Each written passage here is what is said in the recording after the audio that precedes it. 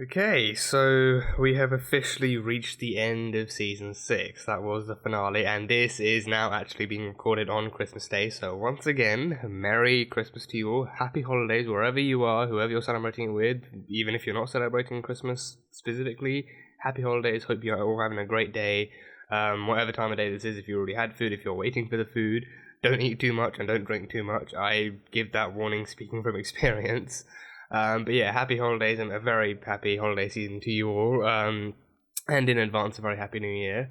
But yeah, so I don't know how I feel about this in all honesty, because on the one hand, I feel like this just wasn't really, like the back half of this season wasn't really that well constructed, or like it didn't really, the finale wasn't as, eventful, because the back half of the finale was just kind of not boring to watch, well, kind of boring to watch, but it was also just kind of like it just went off the rails after after the first kind of half of the season anyway. So it felt weird watching it in that sense. It wasn't really getting it, like it didn't draw any particular reactions. I mean, it had some interesting points and some like scary kind of points, but besides from that, it didn't really do much to actually keep me on the edge of my seat or keep me engaged all that much. So it was hard to watch in that sense, but but we did see the very last tableau being enacted by Travis, which was the sacrifice of the lamb under the light of the eclipse. So the lamb in this case was Harrison. Actually, I think I don't know exactly how. I mean, maybe because he's like a lamb. Maybe the lamb was actually like a youngling of some kind. I thought maybe he'd actually get an actual lamb to sacrifice something, but maybe that would be less dire of a situation to actually deal with. So him actually kidnapping a human child, in this context specifically Harrison, was a much more dire situation that Dexter would need to actually avert and rescue his son from. So that one made a lot more sense. But yeah, I think that was the last tableau, and I think I don't know, it's just it was weird watching, because I think that there's not much I can think of off the top of my head to say like how it really, like how well it was pulled off, because I think it just seemed like again, the way it was written, it seemed to be pulling off the lunacy and danger of that kind of religious enactment more than anything, like that kind of religious mindset, like, oh, the end of the world is here, we've got to prepare for it, and we've also got to kill the people who are bad, who were considered bad under religious indictment and all of that stuff. And then in the end, it's just like, oh, he's just gonna kill an innocent kid on one of the tallest buildings in Miami, and then that's gonna be done, and that's gonna be the end of the world for him.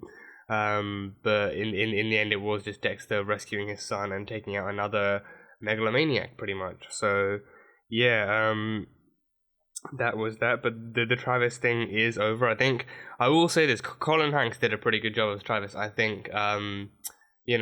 On both ends of the spectrum. On the one end, where he was actually the protege to the supposedly to the real mastermind of the DDK plan, and he was just like someone who was then shown to be going under conflict of this whole situation, so shown to be at conflict with his work with Geller and being influenced by Geller, and then in the end revealed to be the real killer all along, that he actually killed Geller because Geller originally thought that he was mad, having gone on about all this stuff.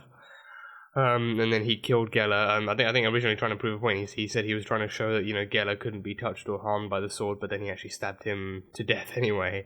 So yeah, I think on both ends on both ends of the spectrum, as like one being the conflicted protege and the other being the actual insane killer.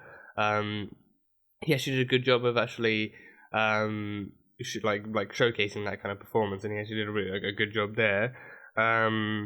So yeah, as Travis, he did do a pretty good job as a villain, spectacular job. I should say. I think in light of how bad some of the writing was, or how just how boring, for lack of a better term, the writing was. I think he did still do the best with the material he was given, and he did still push himself to his best as Travis. So that was fun to watch.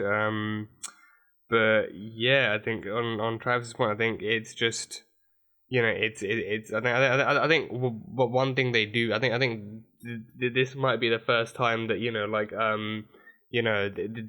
this is like, Travis is probably one of the few villains I've seen in this show that, like, you know, obviously at the end of the season they always like Dexter always manages to kill the antagonist. That's the thing. He spends the season hunting them down, and then by the season finale he's able to kill them. But this might be the one time where, like, I mean, because in the past I've always looked forward to seeing the Ice Truck Killer and Trinity and what's his name, Miguel, like, back in some fashion, because they were all such interesting villains, and they all had such a profound impact on Dexter's life. And with Travis, I think it worked. It worked in a somewhat similar way because of the fact that, you know, because of the fact that he was actually religious, and, you know, again, like, the season opened in a really well constructed way of, like, Dexter, like, being asked to approach religion in a very different sense, and initially being asked to approach religion in a very conventional sense, like, you know, sending his son to a Catholic school and being asked, like, what faith or what kind of belief he follows in, and him being like, no, I'm just an atheist, I don't really believe in anything. And then, you know, being told that, you know, it's fine for him to not believe in anything, but he has to choose whether or not, like, what's best for his son in that sense, if he's gonna raise his. I mean, I think, you know, I think, you know, like, as a parent, the best way to do that is, like, to actually, you know, introduce them to it, but don't force them into anything. So, like, keep their mind open to all possibilities and all that the world has to offer, both religious and otherwise. But at the end of the day, like, you know, make it like you know, just, you know, leave them to make their own decision when they're old enough, and don't tell them what's best for them. Don't tell them, you know, oh, you should definitely follow in this one because it's what we've always been doing. Just, you know, leave them to, you know, follow in what they think that, you know, they're best, like, invested in, and what they're best interested in. So I think, you know, Dex really kind of understood that, you know, with Harrison, it's best to actually, you know, open his mind to that kind of stuff, and actually, you know, see what belief he follows best in, if anything at all, and just lead him to it pretty much. But also just nurture him in the right way, as a father should, and stuff like that. And then Brother Sam came along. Brother Sam, I think, was undoubtedly the better addition to this show. Like, you know, you know, showing you that, you know, you can come from very dark origins and have, like, a really fucked up past, but at the same time, him having been shown the light was like a kind of a more gracious path for him to follow, and he was not adamant. He was not like a Jehovah's Witness or like any kind of preacher going around telling people what to do with their lives. He was, you know, people came to him for advice. He gave them the best possible advice he could offer, and then he went on his way. He did not force anyone to have to believe in the same things he did. He did not force anyone to have to believe in the slightest sign of God, but he did say that, you know, God is out there, he has a plan, and, you know, he'll show you all the signs that you need to see, but then it's up to you to, you know, craft the rest of your path and follow the rest of your path on its way, and stuff like that. So he was definitely definitely one of the highlights of this season. And I think I think it was losing him as well that actually sent the season kind of off the rails, because I think, again, like, I think it made for an interesting point. Like, losing Sam would mean that Dex lost that bit of light, that bit of light out of his life as well. So then it like, he kind of I think losing Sam gave him more incentive to actually stop trying to use religion to solve all these problems, and actually revert back to the code. I think after he lost Sam, he fell straight back into a serial killer way. He's not even in the code. Like, you know, like, Brian came back into his mind, and then he started following him, and then he pushed Brian back out of his mind, knowing that, you know, even if he didn't have religion, he still had the code. The code, in some weird way, that is his religion. The code is what he's been. The code was what Harry raised him from on birth. Harry is pretty much his Jesus in a very ironic way. Or at least his god, like, you know, like, Dex would be, you know, the son that died for the sins or whatever. But yeah, so like Harry would be his god, like the one showing him the light and the one guiding his way, and he's kept Harry in his mind all even after all that time. So the code is pretty much his kind of Bible. He follows that to his heart. He, you know, follows it through his life, through his work, his life's work, pretty much. So I think in the end he realized that, you know, he doesn't like that is his religion, pretty much. He doesn't have to go with Jesus or God or Allah or anyone else of his choosing. Like he already has a religion that he follows pretty strictly, and it works out well for him, and he doesn't have to worry about, like, who's right or who's wrong. Like, he has questioned Harry's tactics and Harry's kind of teaching several times, but in the end he does realize that the code is what keeps him safe, and it's what keeps the people around him safe, and the code actually helps him get through his day-to-day life without doing the wrong thing, pretty much. So again, all based off of irony, but it's what works for him. So I think I think in that sense, this season kind of flowed somewhat well, but I think overall, like it still kind of went off the rails quite a bit, and it's still I think like because of that the finale was actually kind of impacted. But overall, I think it was still a somewhat enjoyable finale, and it was still one that like I think it was still quite like a somewhat of a fitting end to the season, and it showed that like the end of the world stuff, it wasn't as serious because it wasn't going to happen. Like Travis was someone so driven by his religious fanaticism. Is that a word? Fanaticism? I don't know, maybe. So driven by his own belief in his religion that he was willing to do anything to bring about the end of times and to actually prepare himself for it, and also make sure the right people were prepared for it. Yeah, so that's the Travis stuff for now, anyway. Then of course, let's go back to that cliffhanger. Let's go back to the cliffhanger first. The cliffhanger and then the whole therapist stuff. So the cliffhanger, we saw that Dex was originally meant to go to clean up. Dex was originally meant to go to the church to clean up and collect all the rest of the Friendsgiving stuff anyway. So it makes sense why Deb would want to meet him there. But Dex kind of took it upon himself to use that kind of need for location to his convenience and actually set up the kill room there as well, right on the top floor of the church. Well, I say top floor, like the ground level.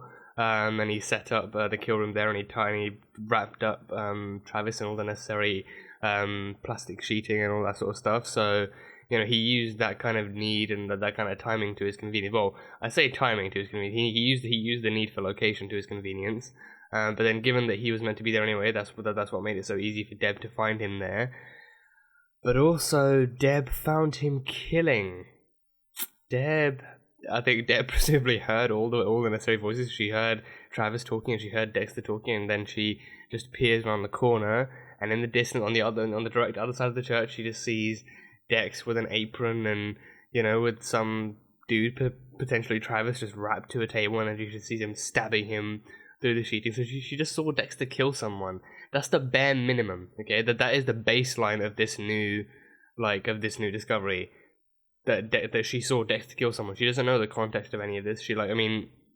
At first glance, she sees Dexter wearing an apron and there's a guy strapped to a table. So clearly, this is not an accident. This isn't anything self-defensey. This isn't anything out of this isn't anything out of the ordinary for Dexter.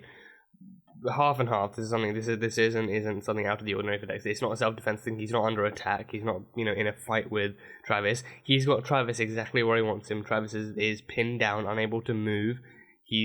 Travis isn't able to defend himself in any way, so this is straight up murder, pretty much. Dexter's killing someone who's not able to stop it themselves. Granted, it's the DDK, but still, he is killing someone who's not able to defend themselves. So it's not like he's the victim here anyway.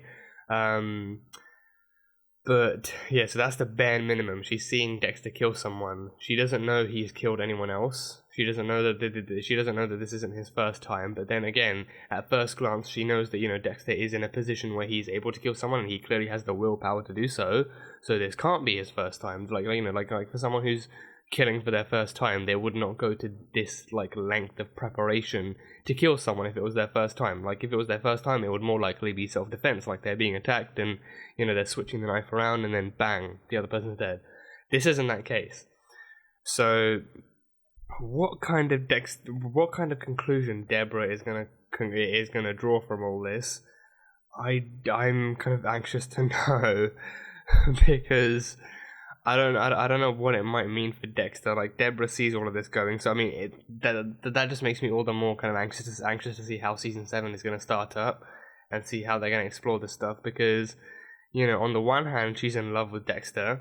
On the other hand, she just kind of catches her adopted brother, with whom she is in love with,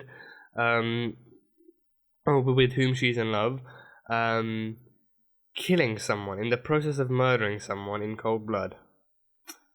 So that's gonna make for a very interesting story, a more interesting storyline than I think maybe like a very interesting like a subplot or coexisting plot line for her being in love with him. But yeah, so this means that she's gonna uncover him maybe as the Bay Harbor Butcher, huh?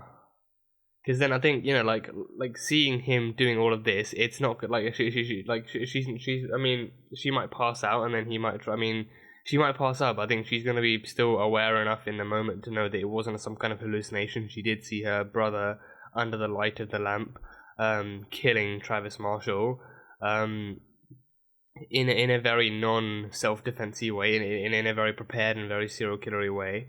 So seeing that, she's gonna try and maybe secretly, maybe not so secretly, kind of draw investigations into who else she might have killed, who else he might have killed, and then she's gonna discover more victims. And I think him, maybe him actually coming out as the Bay Harbor Butcher, if he actually does that, if that happens, then that's gonna be something interesting to see. But Deborah is gonna know. Likely, Deborah is going to know that Dex is a serial killer. That this is what he is. This is who he is. This is what he does when he's off doing God knows what, and he makes up all these BS excuses. And and even when he disappeared to track down Jonah after the whole Trinity killer thing struck in, she's gonna look into all this stuff, and she's gonna find out so this is what he's been doing. This is where he's been. This is why he's been so absent all those times and all that sort of stuff. It's going to be that kind of a discovery. But how she reacts to him being the Bay Harbor Butcher specifically, if at all, if she finds that out at all, that is going to be a more interesting thing to see. But yeah, this is definitely going to impact exactly how in love with her brother she actually is. This is definitely going to impact that. But then moving on to that. So what surprised me was the therapist endorsing Deborah's love. That was what surprised me, because for one thing,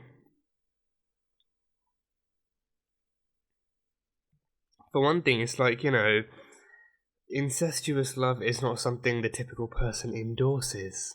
That's not something that the typical person would endorse, and it's not even a matter of acceptance or tolerance. It's that, it's an understandably very taboo subject. It's something that, isn't safe or natural, or it's not it's understandably very taboo in the vast majority of the world. I think, don't quote me on this, or correct me if I'm wrong on this, but I think that there are some places it's actually considered legal, or at least like the marriage is considered legal, like